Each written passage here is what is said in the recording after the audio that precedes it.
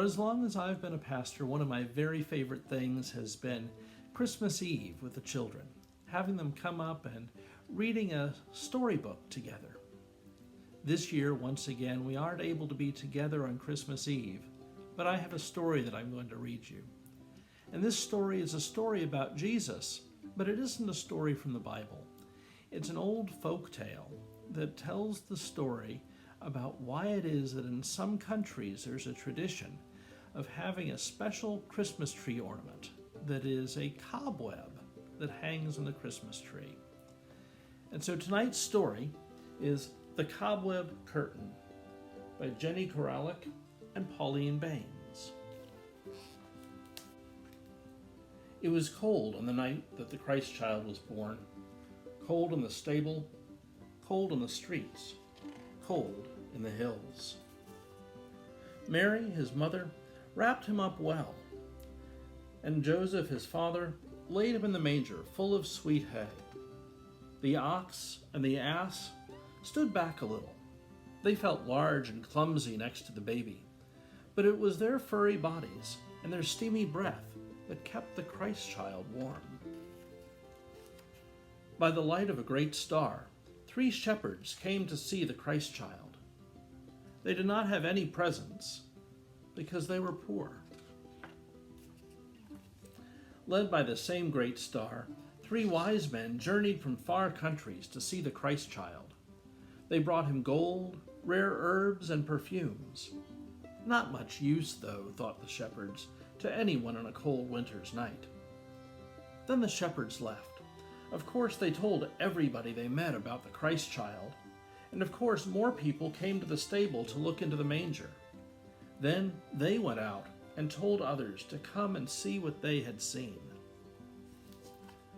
The 3 wise men went away too, but at the gate of the city a messenger stopped them. "Why have you come to the city of our king?" he asked. "And why did you bow down before a baby? Is he a king?" "No," agreed the wise men. "Not a king as we know a king," said one. "He is the Christ child," said another. "Sent from God," said the third. "Oh, really?" said the messenger. "Where does he dwell, this special child? I'm sure my king would like to bow down before him too." "The city's not so big," said the wise men. "Your king will find the Christ child soon enough." And they rode home swiftly and secretly by little-known paths. The youngest shepherd had heard all that was said. Now he saw the messenger hurrying to the palace. Suddenly he was afraid for the Christ child. He crept back to the stable. "Come," he whispered to Mary and Joseph. "Come with me. The child is in great danger. You must hide. Follow me, and I will show you a safe place outside the city. It will be very cold and very dark, but in the morning I will bring you a donkey. Then you can ride away quickly to Egypt."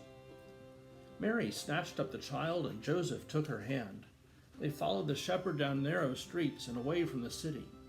He led them up into the hills to a deep, dark cave and left them there. "Do not talk," he said. "Do not light a fire. At sunrise I will come back." Mary held the Christ child close, and Joseph put his arm around both of them. Comforted, they fell asleep. In a crack in the rock, at the opening of the cave, lived a spider. She heard what the shepherd said, and when he left her, she watched the mother, the father, the child. The night was very cold. Frost was on the way, and perhaps snow, too. "Poor things," said the spider. "What have they done to be afraid and hiding on such a night? I cannot weave a blanket. I cannot build a door, but I could spin a good, strong web to keep them warm." The spider began to spin as fast as she could. She spun and she spun till she had spread a great web right across the opening of the cave. Then the cruel frost came and froze the web so that it glittered in the cold moonlight. The spider hid in her crack in the rock. At dawn, the king's soldiers came clattering up the hillside. "What's the matter with our king?" grumbled one of them. sending us out on a wild chase after some poor baby." The spider trembled in her crack in the rock. The soldiers had stopped outside the cave. "It's not a poor baby," said one of the soldiers. "Our king thinks this child will grow up to be king, more powerful than he is." "Well, there's no one in there for sure," said another soldier. "How do you know without going in?" asked his companion, his voice heavy with sleep. "Can't you see that great spider's web all frosted and unbroken?" jeered the first soldier. "It's perfect, frozen solid as a diamond. No, no one's been in there for many days." And they rode away to another hill, far off beyond the river. At sunrise, the shepherd came back, leading a donkey. When he saw the soldier's footprints, he was afraid. Then he saw the spider's web, how it hung like a curtain across the opening of a cave.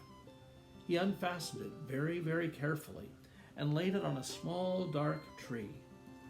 "Oh, spider," he whispered, "wherever you are hiding, can you hear me? This web is precious, even more precious than gold or herbs or perfumes. With it, you have saved the Christ child's life." "The Christ child," said the spider in the crack in the rock. "So he has come at last, and for that I am glad. But had I saved the life of any child, I would still be happy." The shepherd went into the cave and led Mary and Joseph out into the light. He gave them bread and milk. Joseph lifted Mary onto the donkey, the Christ child in her arms. They thanked the shepherd in quiet voices for keeping them from harm. As they passed the small dark tree, Mary saw the spider's web. "Look, Joseph," she said. "Look at that curtain of cobweb, how it sparkles in the sun's early light." "Yes," said Joseph, "and all the work of one small creature."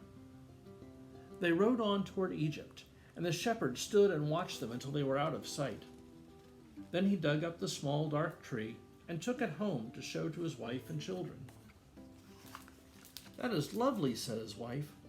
"Put it by the door. Is the Christ child safe?" "Yes," said the shepherd, "thanks to the spider who spun this web." Together the shepherd and his family sat down by the small tree. When he had told them the whole story, his children said, "Well then, every year on this day we must find a frosty web and hang it on a little tree to remind us of the Christ child's birthday and of what the spider did." On Christmas Eve, look at the tinsel threaded across your own dark tree.